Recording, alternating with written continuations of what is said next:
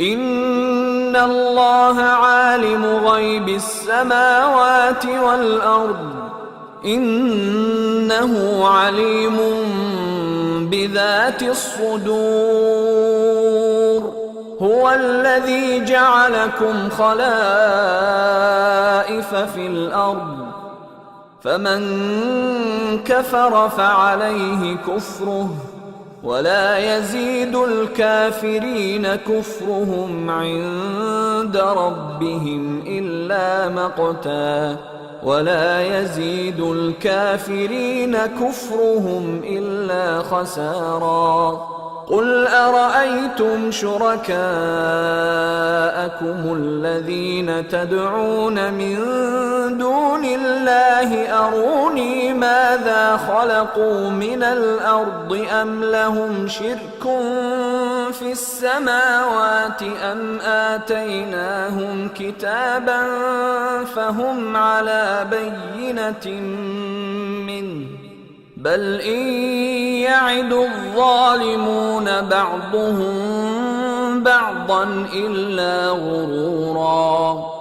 إن الله يمسك السماوات والأرض أن تزولا ولئن زالتا إن أمسكهما من أحد من بعده إنه كان حليما غفورا.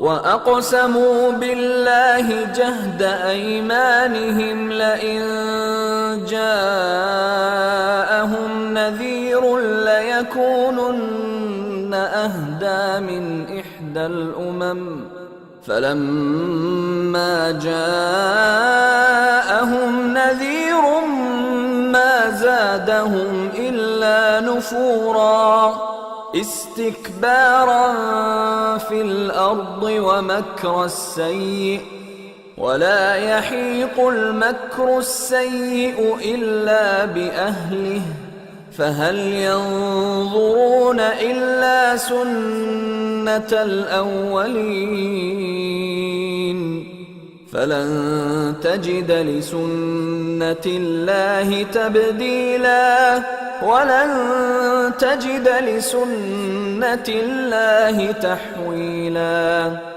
أولم يسيروا في الأرض فينظروا كيف كان عاقبة الذين من قبلهم وكانوا أشد منهم قوة وما كان الله ليعجزه من شيء في السماوات ولا في الأرض إنه كان عليما قديرا. ولو يؤاخذ الله الناس بما كسبوا ما ترك على ظهرها من دابة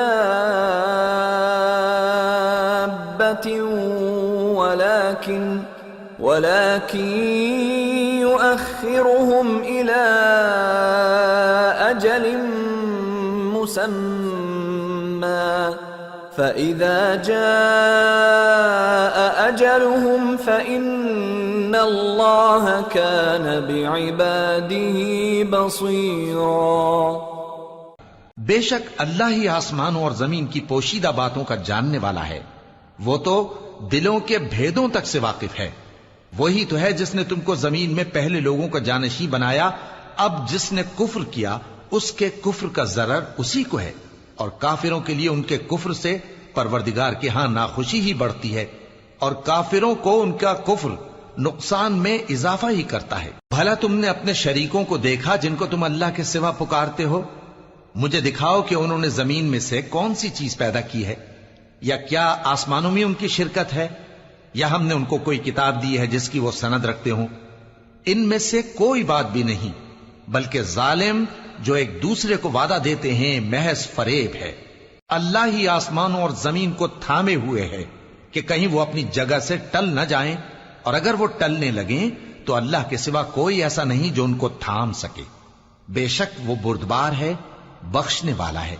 اور یہ اللہ کی بڑی بڑی قسمیں کھاتے ہیں کہ اگر ان کے پاس کوئی خبردار کرنے والا آئے تو یہ ہر ایک امت سے بڑھ کر ہدایت پر ہوں، مگر جب ان کے پاس خبردار کرنے والا آیا تو اس سے ان کو نفرت ہی بڑھی، یعنی انہوں نے ملک میں غرور کرنا اور بری چال چلنا اختیار کیا، اور بری چال کا وبال اس کے چلنے والے ہی پر پڑتا ہے۔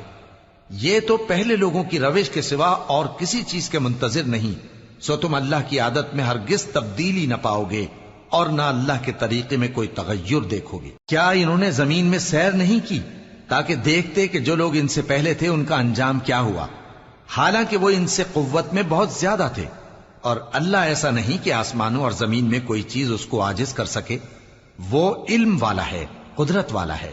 اور اگر اللہ لوگوں کو ان کے اعمال کے سبب پکڑنے لگتا تو روئے زمین پر ایک بھی چلنے پھرنے والے کو نہ چھوڑتا، لیکن وہ ان کو ایک وقت مقرر تک مہلت دیے جاتا ہے، سو جب ان کا وقت آ جائے گا تو ان کے اعمال کا بدلہ دے گا، کیونکہ اللہ اپنے بندوں کو دیکھ رہا ہے۔